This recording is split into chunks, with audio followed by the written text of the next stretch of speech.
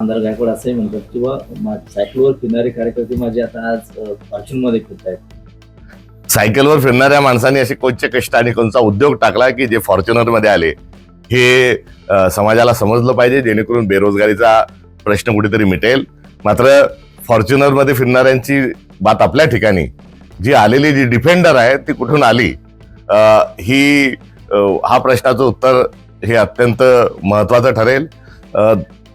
आमदार झाल्यानंतर किती पटीनं उत्पन्न वाढलं हे सगळ्यांना सांगावं लागत असतं.